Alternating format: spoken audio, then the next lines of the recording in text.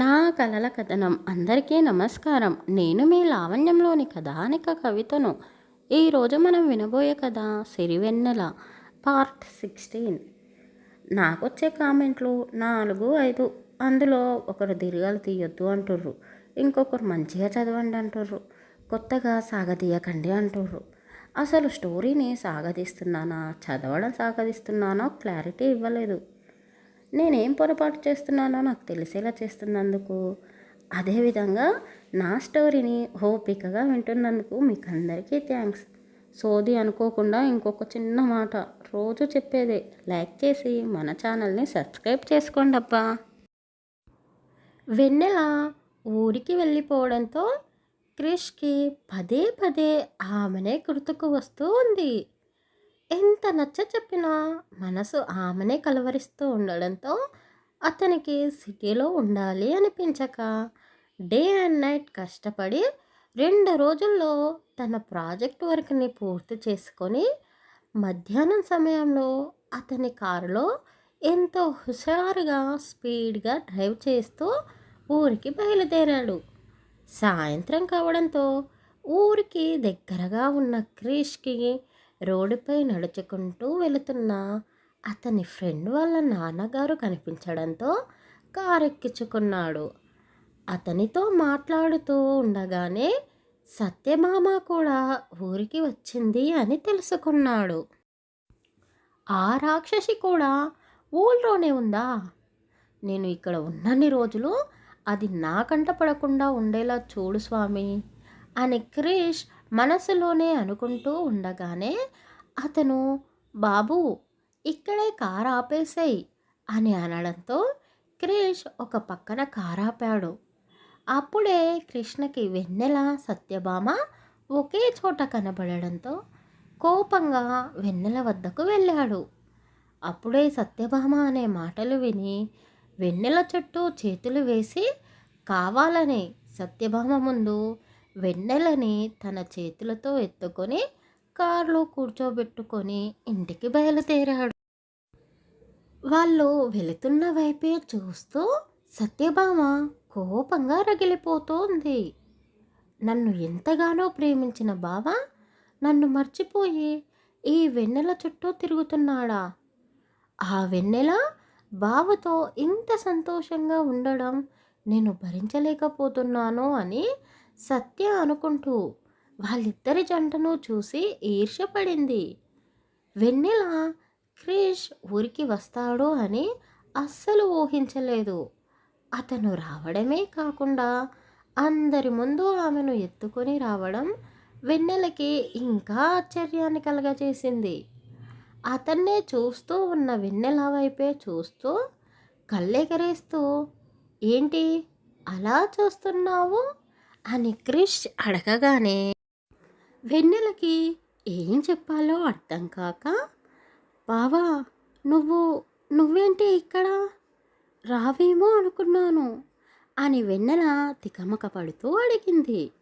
అతను నవ్వుకుంటూ, ఏంటి నువ్వొక్కదానివే వచ్చి ఊళ్ళో జాతర ఎంజాయ్ చేద్దామనుకున్నావా? అయినా నువ్వు లేకుండా నాకు అక్కడ ఉండాలి అనిపించలేదు అని క్రిష్ నోరు జారి అనగానే వెన్నెల కళ్ళు పెద్దగా చేసి, ఏంటి బావా ఏమన్నావు, నేను సరిగ్గా వినలేదు అని మళ్ళీ అడిగింది. అయ్యయ్యో ఎలా దొరికిపోయానేంటి, అసలు నేను ఏం చెప్తున్నానో నాకే అర్థం కావడం లేదు అని క్రిష్ మనసులోనే అనుకుంటూ, ఏంటి నువ్వు అడగగానే నేను అన్నీ చెప్పేస్తానా? అక్కడ నా వర్క్ కంప్లీట్ అయిపోయింది, అందుకే వచ్చాను. అమ్మ బాధపడకూడదు అని. నేను రావడం నీకు నచ్చలేదా అని క్రిష్ కాస్త కోపంగా అనగానే, అయ్యో అలా కాదు బావా, నువ్వు రావాలని నేను ప్రతి క్షణం అనుకుంటూనే ఉన్నాను, కానీ వస్తావో రావో అని డౌట్గా ఉండేది అని వెన్నెల అంటూ ఉండగానే ఇంటికి చేరిపోయారు ఇద్దరు. ఆరు బయటనే కూర్చొని ఉన్న జానకమ్మ వాళ్ళిద్దరినీ చూసి నవ్వుతూ, సుభద్ర ఏం చేస్తున్నావే లోపల ఒక్కసారి ఇలా బయటికి వచ్చి చూడు, నీ ముద్దుల కొడుకు వస్తున్నాడు అని ఆమె గట్టిగా కేక వేస్తూ చెప్పడంతో లోపల పనిలో ఉన్న సుభద్ర నిజమేనా అమ్మా అంటూ బయటికి వచ్చింది. కొడుకు కోడలు ఇద్దరూ జంటగా నడుచుకుంటూ రావడం చూసి ఆమె సంతోషిస్తూ, కృష్ణ, నువ్వు నిజంగానే వచ్చావా అంటూ కొడుకుని గుండెలకు హత్తుకుంది. అయ్యో అత్తయ్య, బావ నిజంగానే వచ్చాడు, నీ కోసమే వచ్చాడు. ఇంకా ఆ కళ్ళలో కన్నీళ్ళెందుకు? మీరు అలా కూర్చొని మాట్లాడుతూ ఉండండి, నేను బావ కోసం మంచినీళ్ళు తీసుకొని వస్తాను అంటూ వెన్నెల లోపలికి వెళ్ళింది. సుభద్ర కొడుకుని తన పక్కనే కూర్చోబెట్టుకొని అతని తల నిమురుతూ, ఏంట్రా, వెన్నెలతో నీ పెళ్ళి జరిగి సంవత్సరం కావస్తుంది, ఇంకా మా మీద కోపం తగ్గలేదా అని కొడుకుని గారాబం చేస్తూ అడిగింది. ఏంటమ్మా నువ్వు ఎప్పుడు ఒకే ప్రశ్న వేస్తావు? అయినా నీ మీద నాకు కోపం ఏమీ లేదు అని క్రిష్ అంటూ ఉండగానే వెన్నెల గాజుల చేతిని ముందుకు చాచి నీళ్ళిచ్చింది క్రిష్కి. వెన్నెల ముఖం వెలిగిపోతూ ఉండడంతో ఆమెనే చూస్తూ నీళ్లు తాగుతూ ఉన్నాడు క్రిష్. వాళ్ళిద్దరినీ చూసి జానకమ్మ నవ్వుతూ, ఏంటి కృష్ణయ్య, నువ్వు మీ అమ్మ కోసం వచ్చావా లేక మీ ఆమె కోసం వచ్చావా అని కుండబద్దలు కొట్టినట్టుగా అడిగింది. నీళ్ళ గ్లాస్ పక్కన పెట్టేసి వాళ్ళ అమ్మమ్మ వైపు కోపంగా చూస్తూ, ఏంటమ్మమ్మ, మీరు నాకు చెప్పకుండా ఊళ్ళో జాతరకు వస్తే నేను తెలుసుకోలేను అనుకుంటున్నారా? అయినా నేను మీ అందరూ బాధపడకూడదు అని వచ్చాను. నువ్వు ఇంకేదో ఊహించుకొని నాకు మా అమ్మకు మధ్య గొడవ పెట్టాలని చూడకు అని అతను అనగానే సుభద్ర నవ్వుకుంటూ, అమ్మా, ఇక చాలు, వాణ్ణి విసిగించకు. క్రిష్, నువ్వు వెళ్ళు, లోపలికి వెళ్ళి ఫ్రెష్ అవ్వు, నీకు ఇష్టమైన వంటలు చేసి పెడతాను అని ఆమె అనగానే అమ్మమ్మ వైపు చూసి చిన్నపిల్లలు వెక్కిరించినట్టుగా ఆమెను వెక్కిరిస్తూ లోపలికి వెళ్ళిపోయాడు. వెన్నెల, వెళ్ళు, వాడికి ఏం కావాలో చూడు అని వెన్నెలకి కూడా చెప్పడంతో ఆమె కూడా అతని వెనకాలే వెళ్ళింది.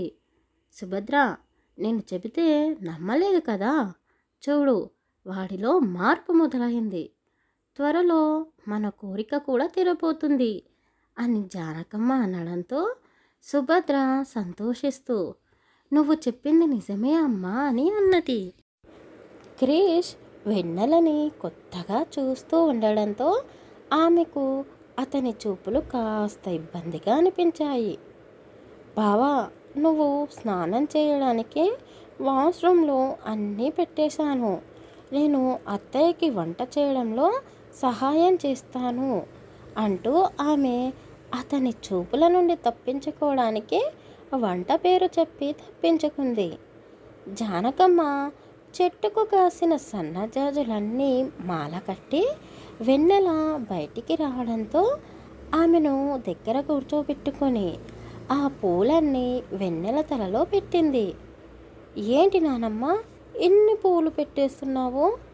ఒకేసారి రేపు గుడికి వెళ్ళేటప్పుడు పెట్టుకుంటాను కదా, ఇప్పుడు ఎందుకు, నలిగిపోతాయి అని వెన్నెల అనగానే జానకమ్మ వెన్నెల జుట్టును గట్టిగా లాగింది. అబ్బా, ఏంటి నానమ్మ అంత కోపము? నేనేమన్నానని? రేపు పెట్టుకుంటాను, ఇప్పుడు ఎందుకు అవసరమా అన్నాను, అంతే కదా. అదిగో మళ్ళీ అదే మాట అంటావేంటే? అసలు నీకు కాస్త కూడా నీ మొగుడి మీద ధ్యాస ఉందా? వాడిని కవ్వించి నీవాన్ని చేసుకోవాలని లేదా? నువ్వు ఇలా పాత చింతకాయ పచ్చడిలా ఉంటే వాడు నిన్ను ఎలా చూస్తాడే?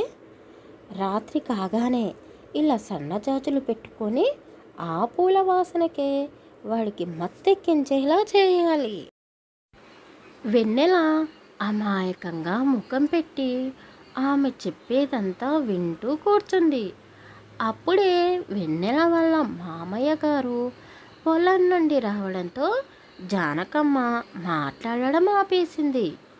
క్రిష్ కూడా ఫ్రెష్ అయ్యి బయటకు వచ్చి నాన్నను చూసి పలకరించి అందరూ భోజనం చేయడానికి కూర్చోవడంతో వెన్నెల అందరికీ వడ్డిస్తూ ఉంది.